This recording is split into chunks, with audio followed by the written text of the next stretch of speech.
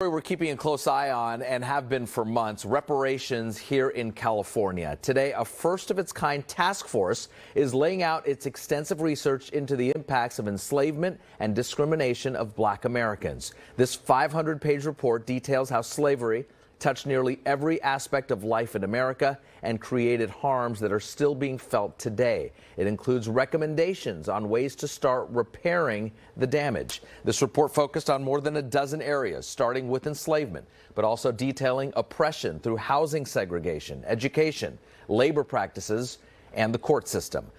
The report also provides specific examples of mistreatment and oppression, specifically in California. In the 1920s, California cities held more KKK meetings than in several southern states. Many California cities and neighborhoods, including right here in the Bay Area, kept Black Americans out by redlining certain areas and even barring Black people from buying homes. And California had laws and practices that supported segregation in schools well into the 1970s. The report includes pages of suggestions for possible reparations. They include raising the minimum wage, free tuition to colleges and universities, low-interest mortgages for qualified Black applicants, and creating an office that would support Black Californians on a variety of issues. A lot to get through here. Joining us tonight, Dr. Jovan Scott Lewis, a professor at UC Berkeley and one of the 9 members of California's Reparations Task Force. Dr. Lewis, thanks for being with us tonight. This is a report that is massive, a massive undertaking. What stood out to you as you held these various meetings and helped craft the recommendations here? Sure. Good evening, Raj. Thank you for having me. So what stood out to me was the fact that this report and the various testimonies that we've heard over the past several months that led to the report really helped to shift the narrative about what the history of race and racism in California have been. We have this idea of California largely being a progressive state. What this report helps to, articulate and make known is the role that racism played in the state's formation.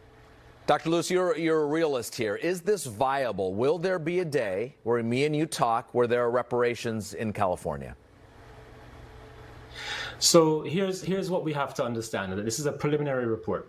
What the task force will be doing for the next several months, up until the sunsetting of the task force in summer of next year, is actually crafting the reparations proposals. So what we have here is a detailing, if you will, the bill, if you will, of what the experience for African Americans has been in the state of California.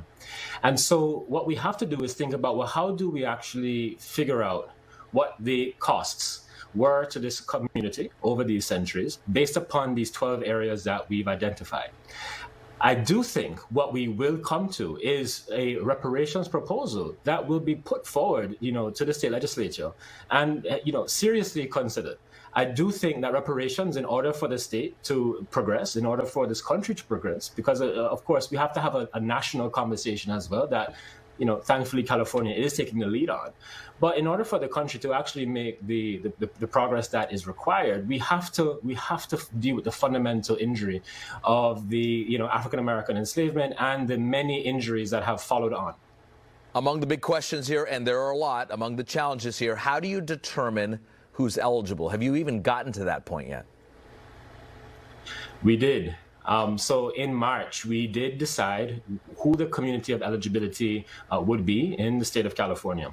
What we decided was that eligible Californians would have to identify as African American and be able to establish their lineage to African Americans who were enslaved in this country, or be the descendants of African Americans who existed, in this country up until the early 1900s.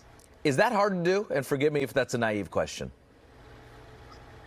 It isn't hard to do, and it's important that we state that clearly. We have to fully appreciate the fact that enslavement was an industry. All industries, right, have records. It's important to note that enslaved African Americans were property. As property, they showed up on various registers. They showed up in various accounting books. And so we do actually have a fairly, feasible and certainly legitimate means of tracing people's lineage back to this time that we have identified that determines the community of eligibility. It is painful, but very good information. One final question. When's our next time we will talk? What's the next step here that we need to know about? Okay. So what we'll be doing is in September, we will resume our regular meetings. The next meeting will be held in Los Angeles. Thankfully, we finally gotten to the point where we can have in-person meetings. We had our first in-person meeting in San Francisco in April. So, we can talk monthly if you want to, Raj. Just invite me back. I will talk to you this fall. Dr. Jovan Scott Lewis.